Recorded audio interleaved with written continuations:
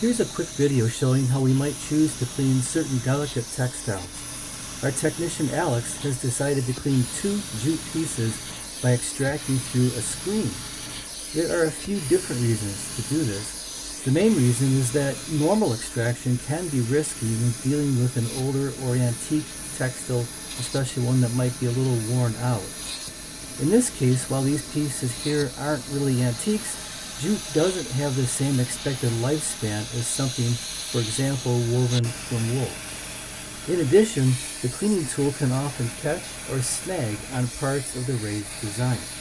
The screen helps to glide over such areas and minimize that risk. Alex can still choose to flow the water back and forth if he wants without fear of fiber distortion. And you can see that the tool is definitely extracting soil suspended in recovered water. You can also use this same technique while cleaning worn out upholstered furniture. Thanks for watching.